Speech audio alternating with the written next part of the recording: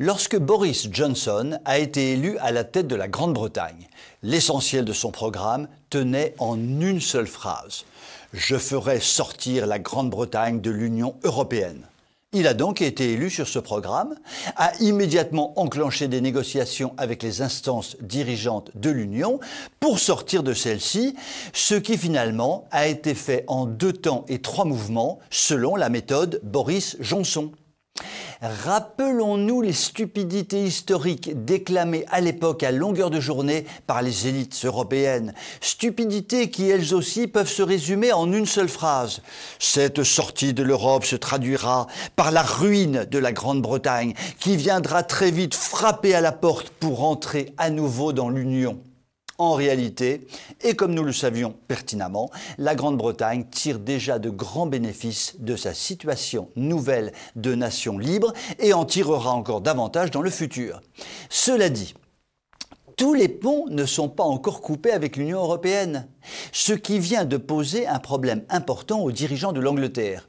Ces derniers voulaient tout simplement expulser vers le Rwanda des immigrés clandestins qui n'avaient rien à faire dans leur pays. La Cour européenne des droits de l'homme s'y est opposée, ce qui a bloqué provisoirement cette expulsion. Résultat des courses, le gouvernement anglais va accélérer la coupure définitive entre son pays et des instances européennes qui n'ont strictement aucune légitimité et qui imposent leur diktat aux nations européennes sur des bases idéologiques abracadabrantesques. L'on pourrait imaginer que la CEDH est une cour de justice fondant ses jugements sur des codes et des réglementations bien établies, permettant à tout le moins de les légitimer. Il n'en est absolument rien. La CEDH est en fait une instance politique composée non pas de juges aguerris, mais de politiciens bien ancrés à gauche et qui tout naturellement s'adaptent parfaitement à l'idéologie libertaire et mondialiste des élites technocratiques et hors sol qui dirigent l'Union. Dans ce contexte, la Grande-Bretagne a effectivement tout intérêt à rompre tout lien coercitif avec l'Union pour retrouver une souveraineté nationale intégrale, lui permettant d'agir comme bon lui semble.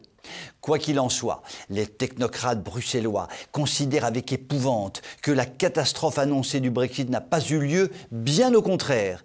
Espérons que cela donne des idées positives à d'autres nations européennes, dont la France bien sûr, qui pourrait revivre si l'étouffoir bruxellois était purement et simplement démantelé. Je vous souhaite une très bonne soirée.